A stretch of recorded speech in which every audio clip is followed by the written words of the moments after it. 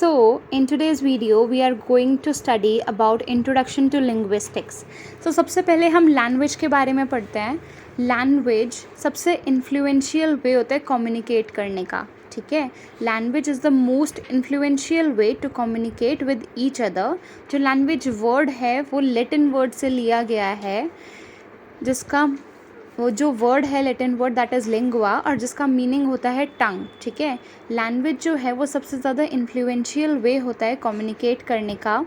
Language जो है वो एक सिस्टम है कन्वेंशनल मीन्स कॉमन, स्पोकन और रिटन सिंबल्स, जिसकी वजह से हम कम्युनिकेट कर पाते हैं, जिनकी वजह से हम ह्यूमन बींग्स एक दूसरे तक अपनी बात पहुंचा पाते हैं. Next is language is a system that associates sounds or gestures with meaning in a way that uses words and sentences.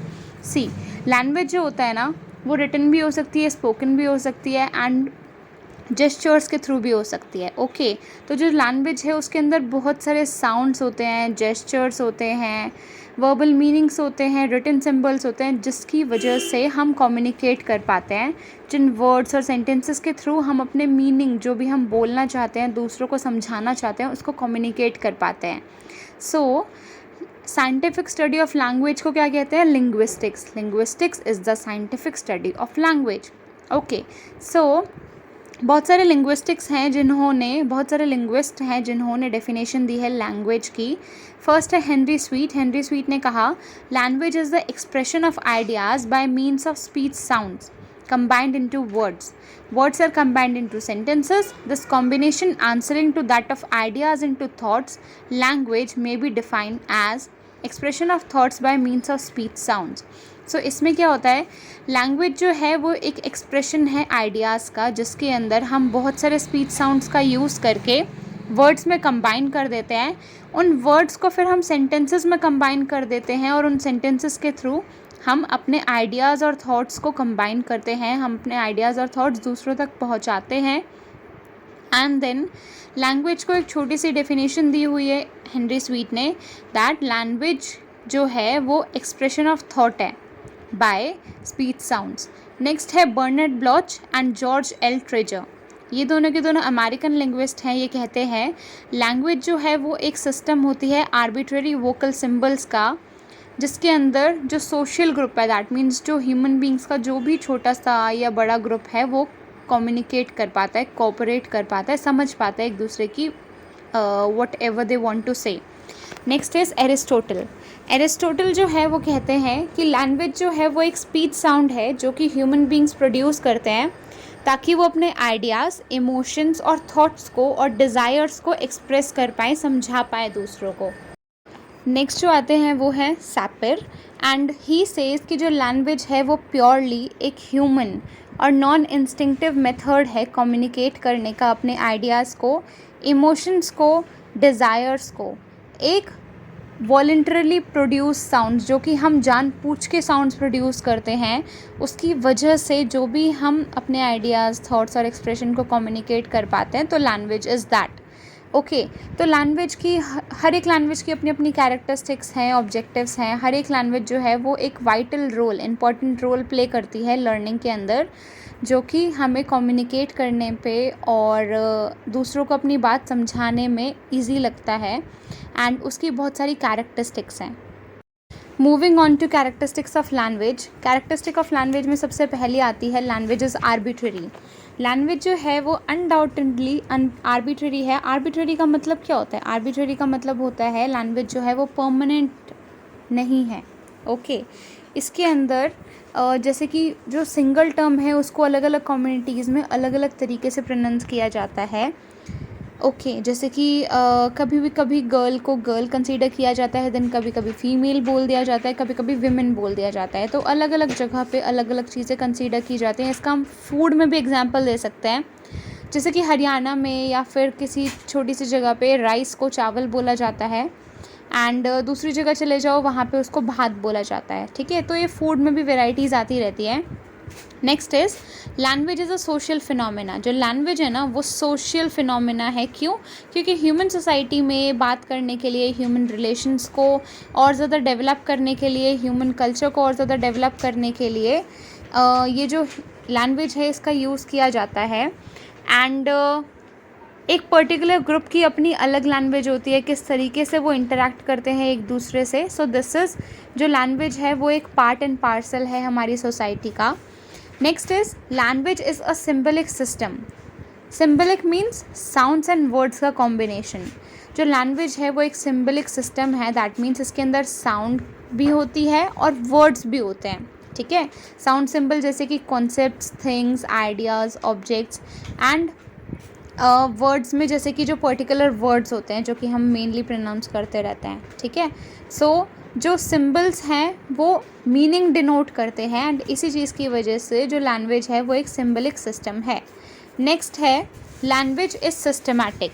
Language जो है वो सिस्टमैटिक कैसे है, जैसे कि अगर हम एक एग्जांपल लें, he is going to school. So एक ही सिस्टम में हो रहा है, कॉन्टिन्यूसली एक सेंटेंस है he is going to school, तो हमें परफेक्टली पता है कि हाँ दिस इज़ द सेंटेंस। अगर हम इसको बोले इज़ गोइंग टू स्कूल ही, तो ये क्या सेंटेंस बना, ठीक है। तो इसकी वजह से ये बोला जाता है कि जो लैंग्वेज है उसका एक परफेक्ट सिस्टम है, ठीक है, कॉम्बिनेशन ऑफ वर्ड्स और उसका एक परफेक्ट सिस्टम है। तो लैंग्वेज जो है इट इज़ सिस्टमैटिक।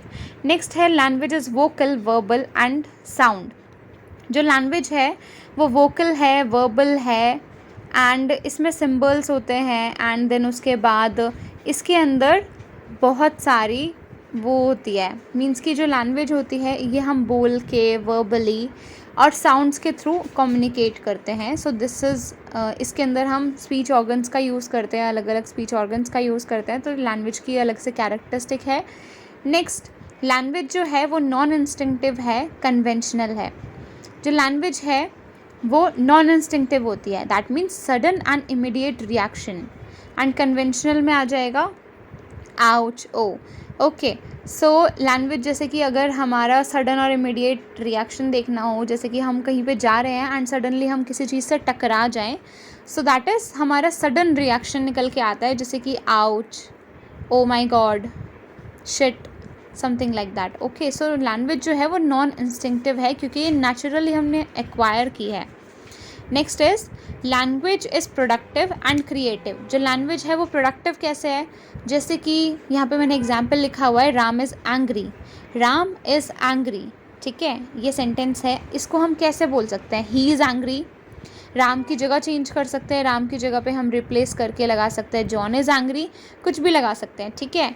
और हम राम इज़ हैप्पी कर सकते हैं। सो लैंग्वेज जो है वो प्रोडक्टिव है, डे बाय डे इसके अंदर न्यू न्यू वर्ड्स ऐड होते जा रहे हैं, इसलिए क्रिएटिव भी है और प्रोडक्टिव भी है।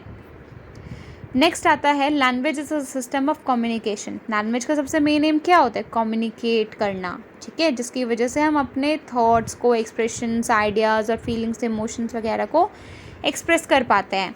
तो लैंग्वेज का जो मेन एम होता है वो होता है कम्युनिकेट करना।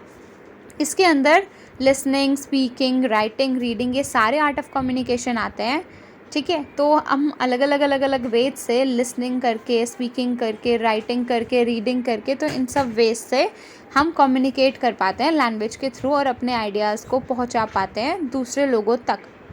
Language is human and structurally complex. जो लैंग्वेज है ना वो ओपन माइंडेड होती है, एंड इसके अंदर हमारा ह्यूमन फिनोमेना यूज़ होता है। कैसे कि इसका जो स्ट्रक्चर होता है वो इतना ईजी नहीं होता। हम कोई भी सेंटेंस बोले उसमें ग्रामेटिकल मिस्टेक्स बहुत ईजिली निकाली जा सकती हैं जब तक हमें प्रॉपर मॉडिफाई करना या नहीं आता अपने सेंटेंसेस को, ओके। सो जो लैंग्वेज है वो ह्यूमन है, ह्यूमन ने बनाई है, लेकिन स्ट्रक्चर जो है उसका वो थोड़ा कॉम्प्लेक्स है जो कि सबकी समझ में प्रॉपरली नहीं आता। Next is language is unique, complex and modifiable. जो लैंग्वेज है वो यूनिक फिनोमेना है, ये तो सबको पता है। अलग अलग लैंग्वेजेस हैं हमारे वर्ल्ड के अंदर और सबकी अपनी अलग अलग यूनिकनेस है। देन कॉम्प्लेक्स भी इसीलिए बिकॉज इसके अंदर बहुत सारे फीचर्स होते हैं, इसके अलग अलग कैरेक्टरिस्टिक्स होते हैं हर एक लैंग्वेज की, इसकी क्रिएटिविटी और प्रोडक्टिविटी बढ़ती है। Day by day new words वो कैब में ऐड होते रहते हैं, वोकैबलरी के अंदर, डिक्शनरी के अंदर, ओके। एंड मॉडिफिएबल, कोई वर्ड हटाया भी जा सकता है, ठीक है, तो it is modifiable with the change of time and culture. Next language is acquired. Language जो है वो हम एक्वायर करते हैं, लेते हैं। जैसे कि एक छोटा बच्चा है वो अपने पेरेंट्स से एक्वायर करता है लैंग्वेज। जैसे कि अगर एक बच्चे को a child is taught about कि जो पटाटो है उसको टमाटो बोला जाता है, ठीक है, तो वो क्या बोलेगा, उसको कोई कन्फ्यूजन नहीं होगी, वो पटाटो को हमेशा टमाटो बोलेगा और उसको कोई फ़र्क भी नहीं पड़ेगा, ठीक है, उसको कोई चीज़ अजीब ही नहीं लगेगी बिकॉज उसने वही चीज़ एक्वायर की अपने पेरेंट्स से। ओके, सो कन्वर्जेशन के थ्रू जो नॉर्मल हाउस होल्ड्स हैं, जो नॉर्मल डेज चले जा रहे हैं, उसके अंदर जो एक इंसान है, जो एक बच्चा है, वो लैंग्वेज को एक्वायर करता है। Next comes language as a medium. Language एक मीडियम है इंटरेक्शन का, अपने आइडियाज़ को एक्सचेंज करने का, एक दूसरे की फीलिंग्स को समझने का, जो भी हमारे बीच में जो रिलेशनशिप होती है उसको और ज़्यादा डेवलप करने का। ओके, सो लैंग्वेज जो है, जिस तरीके से हम ये एक ऐसा मीडियम है जिसके थ्रू हम अपनी किसी भी चीज़ को एक्सप्रेस कर पाते हैं, ठीक है, तो हम किसी भी चीज़ को एक्सप्रेस करने के लिए क्या चाहिए होती है, we need a language. Next characteristic, language is a means to preserve cultural and social heritage. Okay, so let's take an example कि we have our grandmother and वो जो हमें stories वगैरह बताती हैं, या फिर हम अपनी बुक्स में ही जो हिस्टोरिकल वेज में पढ़ते हैं कि ओके, ताजमहल से ही रिलेटेड बात करें कि ताजमहल किसने बनाया, कैसे बनाया, how do we get to know, books के थ्रू, हो सकता है किसी की ग्रैंड मदर ने बताया हो सकता है किसी के पेरेंट्स ने बताया हो। अब हम वो लैंग्वेज जो है वो आगे फ्यूचर जनरेशन्स में ट्रांसफ़र करेंगे। सो दैट इज़ कॉल्ड कि लैंग्वेज जो है वो प्रिजर्व करने का एक तरीका है कल्चरल सोशल हेरिटेज को, ठीक है। Next is language show discreteness. अब डिस्क्रीटनेस कैसे, जैसे कि डिस्क्रीटनेस क्या होता है, discreteness in language describes the fact that human language is composed of sets of different sounds. Discreteness का मतलब क्या होता है कि एक जो लैंग्वेज है, लैंग्वेज जो है वो अलग अलग साउंड से बनी हुई होती है। जैसे कि कैन, मैन और वैन है, इसमें क्या डिफरेंस है, सिर्फ सी, एम और वी का। ओके, सो एक ही वर्ड के सिर्फ एक अल्फ़ाबेट चेंज कर देने से उसका मीनिंग चेंज हो गया, उसकी साउंड चेंज हो गई।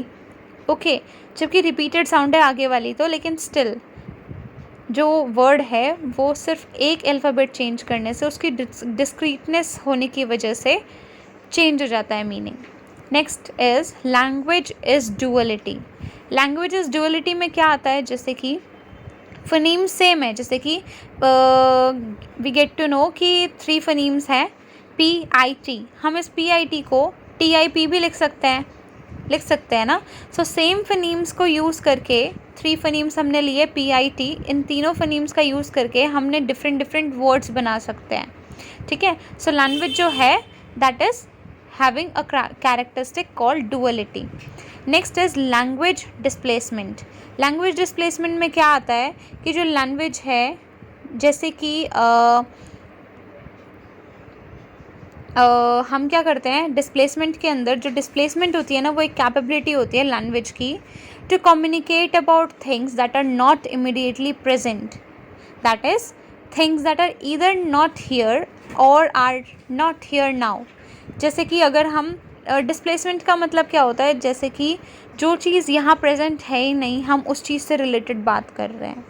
ओके, जैसे कि 1991 में America tells everyone after so many years and repeats in the same, ठीक है।